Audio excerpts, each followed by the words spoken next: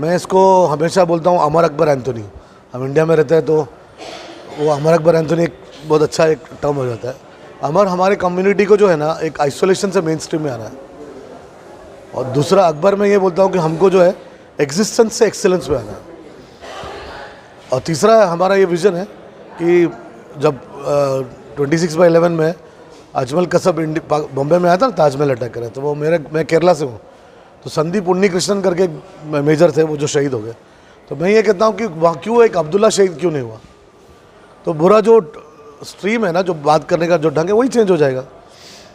तो ये बहुत ज़रूरी है कि जो लोअर स्ट्रेट ऑफ कम्युनिटी है, कोई भी इसका है, वो ये कोशिश करे कि हमको आइसोलेशन से मेन स्ट्रीम में आना। जो मकसद है परवेज साहब का, मेरा मकसद है कि जिनको एजुकेशन नहीं मिलता उसको एजुकेशन मिले। और डिफेंस सिस्टम का फ़ायदा ये है कि वो 10th और 12th के बाद माँ बाप के पैसे पे पढ़ने की ज़रूरत नहीं है, और इस चीज़ का अवेयरनेस स्प्रेड करने के लिए ये प्रोग्राम रखा गया है। कैसे मतलब माँ बाप की? जैसे फॉर एग्जांपल अगर एक बच्चा 12वीं के बाद किसी को कमर्शियल पायलट बनना है तो एक साल में 18 लाख रुपये का खर्चा करना पड़ेगा। अगर उसको इंडियन एयरफोर्स में पायलट बनना है तो एनडीए का 100 रुपये का फॉर्म है। अगर लड़कियां हैं तो वो 100 रुपये भी नहीं लेते गवर्नमेंट। अगर वो बच्चा 12वीं में है, 11th और 12th में, और उसने ये फॉर्म भर दिया और सेलेक्ट हो गया, तो वो 4 साल में उसका ट्रेनिंग फ्री है, खाना पीना फ्री है, और उसकी उम्र होती है 17 और 4 कितना हो गया 21। 15 साल सर्विस किया तो 36 ईयर्स में रिटायर हो सकता है। रिटायर होकर जब बाहर आता है तो प्राइवेट एयरलाइन उसको 1 महीने का क्या पगार देते हैं, कम से कम 6 लाख रुपये। ये बात का अवेयरनेस ही नहीं है। और कमर्शियल पायलट पढ़ने जाएगा 4 साल, कोई गारंटी नहीं जॉब का। और ये 19 साल तक बच्चा एयरफोर्स में ऑफिसर बन सकता है, चाहे लड़का हो या लड़की हो। उसी तरह से वो, जैसे सर ने बताया, हमारे बच्चे सब एनडीए छोड़ के जेडब्ल्यू और नीट करते हैं। आप नीट भी करो ना, नीट के साथ आप एएफएमसी का भी एग्ज़ाम दो। आर्म फोर्सेस मेडिकल कॉलेज में अगर आपके बच्चों को नीट में कर्नाटका में भी सीट मिला तो भी गवर्नमेंट सीट को पैसा भरना पड़ता। लेकिन अगर आर्म फोर्सेस मेडिकल कॉलेज जो पूना में है, 120 में से 20 सीट लड़कियों के लिए, आपका एमबीबीएस गवर्नमेंट के खर्चे पे होगा। एमबीबीएस के बाद एमडी बनेंगे तो भी गवर्नमेंट के खर्चे पे होगा। आपको बाहर पढ़ना है तो भी गवर्नमेंट के खर्चे पे होगा। 15 साल के बाद रिटायर हो जाओ, डिस्पेंसरी स्टार्ट करो। इस चीज़ का अवेयरनेस नहीं है। नेवी का है एक अभी नया चीज़ है लड़कियों के लिए, जो माइनॉरिटी कम्युनिटी की लड़कियां सोचती है कि हिजाब का मसला है, ड्रेस का मसला है, और ये मैं आपको आपके प्लेटफॉर्म से बताना चाह रहा हूँ, ये कई लोगों को पता नहीं है। इसका नाम है MNS, मिलिट्री नर्सिंग सर्विस। 12वीं के बाद हर बच्चा तो डॉक्टर नहीं मिलेगा, हर बच्चे को नीट में 600 मार्क्स नहीं मिलेंगे, किसी को 200-250 मार्क्स मिलेंगे। वो क्या करेंगे? तो मिलिट्री नर्सिंग सर्विस का फॉर्म भर सकते हैं। 12वीं के बाद उसको 1 लाख रुपए का पगार है, उसको स्टार भी मिलता है, और मिलिट्री का नर्सिंग पूरा नर्स सिर्फ लड़कियां ही जा सकती है, और पढ़ाने वाले भी लड़कियां हैं। अभी हमारे मेजर जनरल उधर एक्सप्लेन कर रहे थे, उतना साहब, ये आते कुर्द से, कुर्दी लोग हैं ना, कुर्ग के लोग हैं, तो यही लोग हैं ज़्यादा करके जो मिलिट्री में जाते हैं। जनरल थिमैया साहब, ये सब उन्हीं के खानदान से। ये भी एक माइनॉरिटी कम्युनिटी है, लेकिन उन्हें अपने आप को लड़ाकू कौम समझा और आगे निकल गए। 3 मेजर जनरल इंडिया के इनके गांव से, कुर्ग से, और कुर्ग कर्नाटक में आता। तो ये MNS करना, कोस्ट गार्ड एक ऐसा है, एईमला में केरला से हूँ, पूरे के पूरे लड़कियों के लिए सेपरेट ब्रांच है। अच्छा, किसी को मैथ्स से डर लगता है, कोई ये समझता है कि मैथ्स नहीं आया तो ऑफिसर नहीं बन सकता, तो ऑफिसर ट्रेनिंग अकेडमी है जहाँ पे बगैर मैथ्स का भी आप ऑफिसर बन सकते हैं। तो चाहे लड़का हो या लड़की हो या किसी भी लेवल का हो, अगर उसके अंदर थोड़ा जनरल नॉलेज है, थोड़ा मैथ्स है, थोड़ा इंग्लिश है, थोड़ा साइकोलॉजी है, तो वो बगैर माँ बाप के पैसे से आगे अफसर बन सकता हूँ।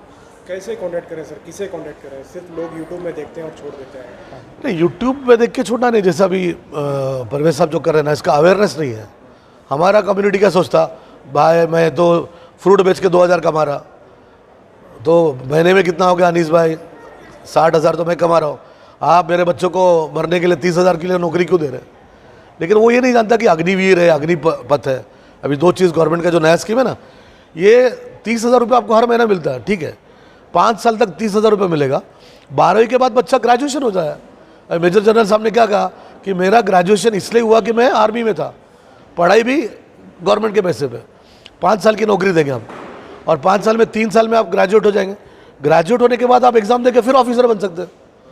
अच्छा, नहीं हो गया, 5 साल में उन्होंने 25% को लिया, बाकी लोग को नहीं लिया, फिर भी आपको Indira Gandhi national open university का डिग्री दे रहे और 12 लाख रुपये आपके हाथ में दे रहे। कितने साल बाद? 5 साल के बाद। तो लोग उसको इशू बना के 200 करोड़ का प्रॉपर्टी जला दिया। लेकिन किसी ने ये सोचा नहीं, हमारे बच्चे तो टिकटॉक पे वीडियो बनाते बैठते रात भर। कितने बच्चे हमारे ग्रेजुएट हैं 12वीं के बाद? अगर हम क्या सब हम फ्रूट का धंधा करेंगे, ग्रेजुएशन होगा, एक बच्चा भी अगर ऑफिसर बन जाता, आर्मी नेवी एयरफोर्स में जाएगा, अच्छा जवान क्यों ना हो, वो उसके पूरे खानदान को ऊपर लाएगा, है ना। और शहीद का समझो, वो शहीद हो गया देश के लिए, शहीद का दर्जा है। किसी भी मुफ्ती साहब से पूछ लो कि खून का कतरा ज़मीन पे गिरने से पहले अल्लाह उसकी मगफिरत करेगा। ज़मीन जिसके लिए, जिस मुल्क के लिए जीते, उस मुल्क के लिए मरने के लिए भी आना चाहिए। रेशमी रुमाल तहरीक से तो हम लोग ऊपर आए ना।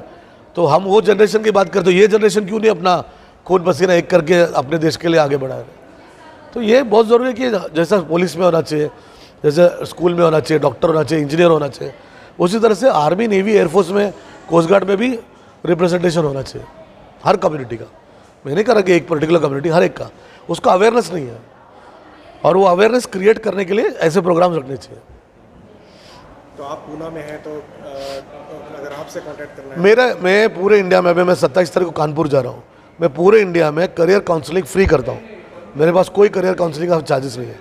मेरे से अच्छा, जैसे सर ने मेरी तारीफ़ करी कि मैं मैथमेटिशियन हूँ, तो मेरे से अच्छा मैथमेटिशियन और भी मिल जाएंगे अल्हम्दुलिल्लाह। लेकिन मेरे से अच्छा करियर काउंसलर वो भी डिफेंस में आपको नहीं मिलेगा। और अल्हम्दुलिल्लाह मैं ये सर्विस टू द सोसाइटी करके मैं ये फ्री करता हूँ, और कहीं पे भी बुलाओ तो अपने खर्चे पे आके करके जाता हूँ। इंडिया में आप कहीं पे बुलाए, छोटा से छोटा फंक्शन हो, बड़ा से बड़ा फंक्शन हो, अवेयरनेस क्रिएट करना ये मेरा काम है। तो आप पूना रहते हैं? हाँ, और मेरा यूट्यूब है, आप मेरे यूट्यूब पे भी देख सकते हैं मुझे। क्या सर्च करें? सानी स्कूटी लिखे तो आपको मिल जाएगा। 650 बच्चे मेरे 35 साल में ऑफिसर हैं in the army navy air force. और ये टेक्निकल एंट्री से कुछ गए, कुछ सीडीएस से गए, कुछ एनडी से गए, और कुछ जवान बन के ना, कुछ एग्ज़ाम ऐसा होता है जो SSR, आर्टिफिशियल अप्रेंटिस, अभी ये सब अग्निवीर और अग्निपथ में गया, जिसके बारे में लोगों को पता नहीं। हम जैसा आप देखो, पुलिस में अगर हमने कांस्टेबल बन गया, SI बनता है, इंटरनली एग्ज़ाम दे के आगे बढ़ के वो ऑफिसर बन सकता ना। वैसे भी काफ़ी एग्ज़ाम होते हैं जो आम लोगों को इसके बारे में पता नहीं है। अच्छा, यहाँ कर्नाटक में उर्दू मीडियम के स्कूल बहुत हैं, सरकारी स्कूल। हाँ, ये बच्चे ज़्यादातर ड्रॉप आउट हो जाते हैं। इन लोगों के लिए क्या स्कोप है डिफेंस में? 8वीं से अंके पर मेहनत करना चाहिए, और लैंग्वेज अभी बैरियर नहीं है। उनके अंदर जनरल नॉलेज आना चाहिए, मैथमेटिक्स अच्छे से आना चाहिए, और उनको 8th स्टैंडर्ड से उनके अंदर मोटिवेशन आना चाहिए। अच्छा PT टीचर होना चाहिए, उनके लिए कोई गाइडेंस के लिए कोई आके उनको समझाए। इंडिया में हर डिस्ट्रिक्ट में एक नवोदय है, इंडिया में हर डिस्ट्रिक्ट में एक नवोदय है। आपने कहा Urdu, government of India 20 language में नवोदय का एग्ज़ाम कंडक्ट करता है। उसके अंदर एक लैंग्वेज उर्दू भी है, कन्नड़ भी है। हर डिस्ट्रिक्ट में आपके बच्चों को आप नवोदय में भेजो। एक साल में गवर्नमेंट साबुन का पैसा भी देता है, 72,000 रुपीज़ खर्चा करता है। तो 7 साल में कितना हो गया? 5 लाख रुपये। हर मस्जिद में, हर मंदिर में, हर गिरजाघर में, हर रिलीजियस प्लेस में जो ऊपर का जगह होता है ना खाली, उसमें आपको ये नवोदय का कोचिंग चालू करना चाहिए। अगर कोई तैयार होता है तो मेरे यहाँ पूना में उस टीचर को हम फ्री ट्रेनिंग देते हैं। उसी तरह से हर स्टेट में एक सैनिक स्कूल होता है। आपको पता है कर्नाटका में 2 सैनिक स्कूल है, एक कुर्ग में है और एक बीजापुर में है।